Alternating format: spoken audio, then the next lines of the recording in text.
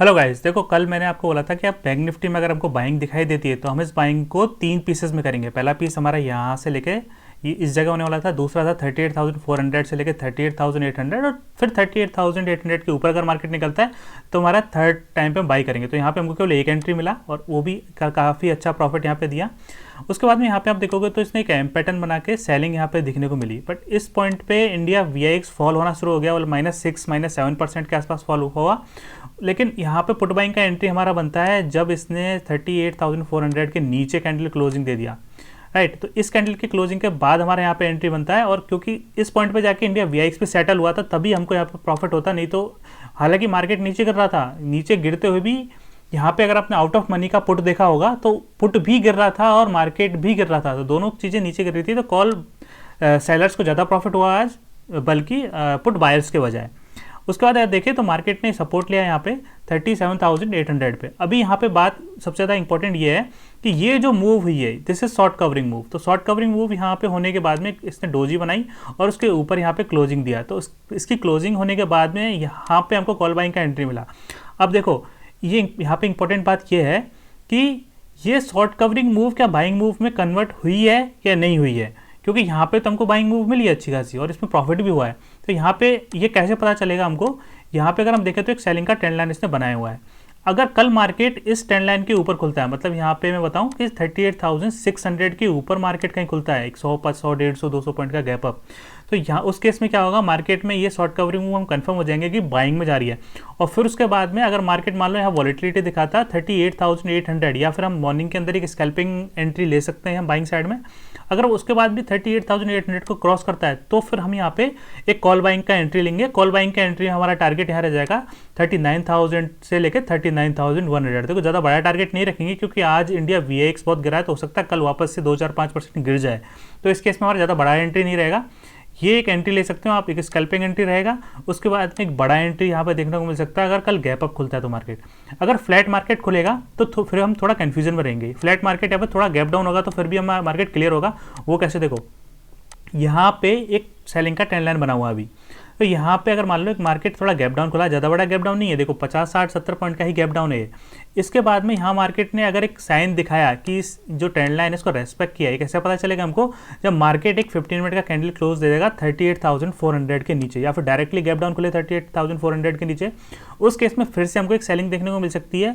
और ये सेलिंग में हमारा जो मैक्सिमम टारगेट वो रहेगा वो हमारा रहना चाहिए 38,000 के एरिया के आसपास। अगर इसका मोमेंटम स्लो एंड स्टडी रहता है तो हम यहाँ पे प्रॉफिट बुक करेंगे। अगर मोमेंटम थोड़ा फास्ट हुआ, जैसे आज ये मोमेंटम फास्ट हुआ, तो फिर हम वापस जो है 37,800 का ये जो एरिया है इस एरिया को डेफिनेटली रेस्पेक्ट करेगा, क्योंकि आप यहाँ पे देख सकते हो बिना रुके इस एरिया को नीचे क्रॉस नहीं कर पा रहा है। तो यहाँ पे डेफिनेटली मार्केट को अगर कंटिन्यूस सेलिंग करनी है तो यहाँ पे डेफिनेटली रुक के जाएगा। तो कल यहाँ पे हमारा केवल 2 चांसेस हैं, बाइंग में सेलिंग में। तो यहाँ पे लेकिन ये जो रेंज, जब तक ये जो रेंज बना हुआ है 38,400 से लेकर 38,800, देखो इसमें अगर मॉर्निंग के अंदर ही एंट्री मिलती है तभी हम एंट्री लेंगे, लेकिन मॉर्निंग के बाद मतलब 10:30 बजे के बाद अगर एंट्री मिलती है ना तो हम केवल इसके ब्रेकआउट को ट्रेड करेंगे, क्योंकि इस रेंज में मार्केट वॉलेटाइल हो जाएगा और वॉलेटाइल होने के साथ में इंडिया VIX भी गिरेगा, तो फिर सेलर्स इसको कैप्चर कर लेंगे और नेक्स्ट दिन हमारा यहाँ पे एक्सपायरी है। तो बहुत ज़्यादा प्रीमियम है अभी भी मार्केट में, यहाँ पे बैंक निफ्टी में। तो प्रीमियम अगर डिके होना शुरू हो गया ना तो फिर ऑप्शन बायर्स को प्रॉब्लम हो जाएगी इस पर्टिकुलर एरिया में।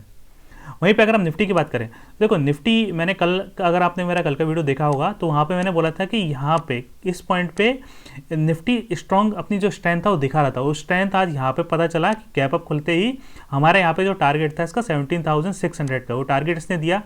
फिर इसने भी एम पैटर्न बनाया बैंक निफ्टी की तरह, बट यहाँ पे इसने जो एक एम पैटर्न हायर हाइज के फॉर्मेशन में बनाया, फिर जब इसने वापस से 17,500 को ब्रेक किया तो यहाँ पे इसमें भी एक एंट्री बना था पुट बाइंग का, लेकिन इसमें मोमेंटम इतना तेज़ था कि यहाँ पे लॉजिकली देखा जाए तो ये एंट्री हम कैप्चर नहीं कर सकते थे, बल्कि बैंक निफ्टी में ये एंट्री इजीली तरह कैप्चर किया जा सकता था निफ्टी के बजाय।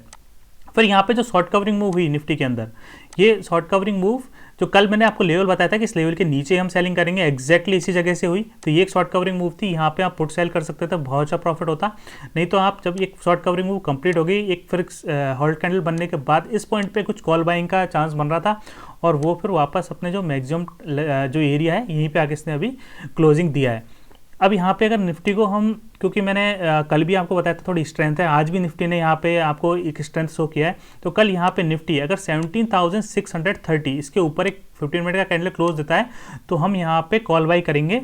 अगर बैंक निफ्टी गैप अप खुलता है, ये भी थोड़ा गैप अप खुलता है, ये ऊपर निकलता है, तो मैं इसमें थोड़ा प्रेफर करूंगा कॉल बाइंग करना कल। और यहाँ पे मेरा टारगेट जो है वो रहेगा 17,770 780 के आसपास का। ज़्यादा बड़ा टारगेट नहीं रखेंगे, 17,900 तक का मैं टारगेट नहीं रख रहा हूँ।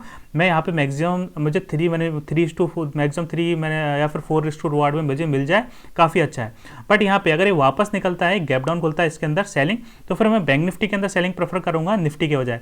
यहाँ पे मैं सेलिंग प्रेफर करूँगा जब तक ये 17,500 के नीचे 15 मिनट का कैंडल क्लोज देता है, उसी केस में मैं यहाँ पे सेलिंग के लिए प्रेफर करूंगा। और मेरा सेलिंग का जो लेवल रहेगा मैक्सिमम वो रहेगा 17,350 का। तो सेलिंग के साइड में 150 पॉइंट है, अगर स्लो एंड स्टडी सेलिंग मिलती है। बाइंग के साइड में मेरे पास 100-150 पॉइंट है, उसके बीच में थोड़ा एक रेंज है, इस रेंज में थोड़ा कन्फ्यूजन बना रहेगा। अगर इस रेंज में कल क्लोजिंग देता है तो फिर मार्केट यहाँ पे थर्सडे को भी ये निफ्टी एक सेलर्स के एरिया में आ जाएगा, यहाँ पे हमको कुछ खास ट्रेड देखने को नहीं मिलेगी। तो होपफुली हम ब्रेकआउट ही ट्रेड करने वाले हैं कल। अगर आपको कोई डाउट है तो आप कमेंट कर सकते हैं। मिलते हैं नेक्स्ट वीडियो में। Thanks for watching this video.